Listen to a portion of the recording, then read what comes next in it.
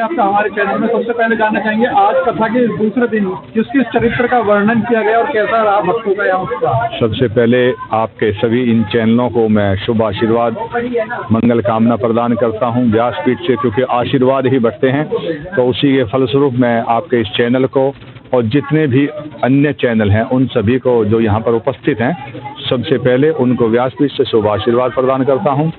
आज की भगवान की दिव्य कथा के अंतर्गत हमने द्वितीय दिवस की जो कथा है उसमें भगवान सुखदेव का प्राकट्य, सुखदेव जी का जो जन्म हुआ और महाराज परीक्षित का जन्म, ये हमने कथा आज सभी को सुनाई है।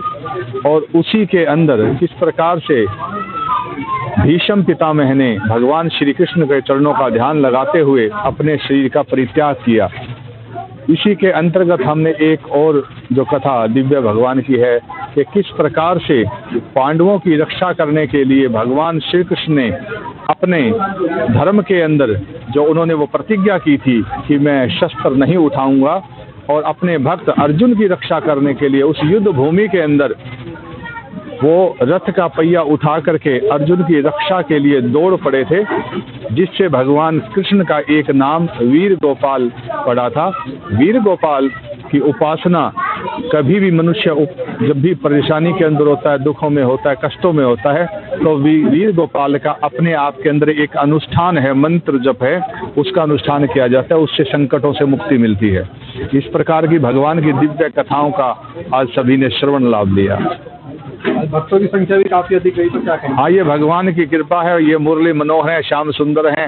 ये तो जो इनके संपर्क में एक बार आ जाता है, जैसे चुंबक के सामने लोहे की चीजें वस्तुएं खींच करके चली जाती हैं, तो हम तो सब जो है ना जीवंत प्राणी हैं। मेरे ठाकुर अपने आप खींच लेते हैं, घरों में से बुला लेते हैं। ये ठाकुर की अनन्य कृपा है।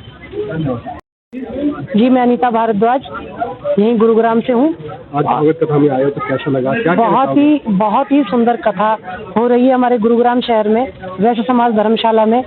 और हमारे जो आचार्य जी हैं व्यासपीठ पर जो विराजमान है, इतनी सुंदर कथा सुना रहे हैं।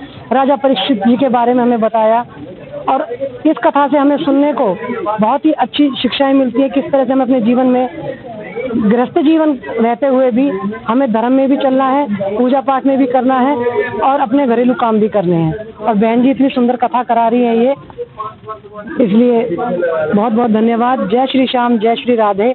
और इस कथा के माध्यम से एक बात और कहना चाहूँगी, जो हमारे आने वाली जनरेशन है उन्हें ज़्यादा से ज़्यादा लाएं। आपके चैनल के माध्यम से मैं बार बार प्रार्थना करती हूँ कि आने वाली जो जनरेशन है उन्हें सीखने को मिले कि हमें धर्म से कैसे जुड़ना है और धर्म की राह पर कैसे चलना है। जय श्री श्याम। बहुत बढ़िया। उत्तरायण कौन है? जब सूर्य देवता अपनी मकर राशि से मकर में प्रवेश करते हैं तो 6 महीने के लिए उत्तरायण लगता है। और सूर्य कौन है? सूर्य केवल आग का गोला नहीं है। ये तो वैज्ञानिकों ने बताया है कि आग का गोला है। नहीं, सूर्य केवल नारायण मस्ती। सूर्य ही तो नारायण है। आप सूर्य उपनिषद पढ़िए, सूर्य उपनिषद पढ़ोगे तो उसके अंदर आएगा कि सूर्य ही विष्णु हैं, सूर्य ही शिव हैं, सूर्य ही सब कुछ हैं, सूर्य ही सब कुछ दे सकते हैं। जब आप और सूर्य एक नहीं, 12 सूर्य हैं। एक सूर्य नहीं है, 12 सूर्य हैं। और अनंत कोटि ब्रह्मांड के अंदर अनेक रूपों से सूर्य वहां पर विराजमान हैं। हमारा जो पितृ लोक होता है, पितृ लोक के अंदर जो छठे सूर्य हैं, ऐरमा नाम के राजा हैं, वहां पर सूर्य जब मकर राशि में प्रवेश करते हैं उत्तरायण कहते हैं। लेकिन हे गोविंद, मैं तो आपका प्रतीक्षा पता है क्यों कर रहा था? मैं आपको उत्तरायण कहता हूं। उत्तरायण का मतलब ये है आप उत्तरा के गर्भ के अंदर आए थे, इसलिए प्रभु आपका नाम उत्तरायण है।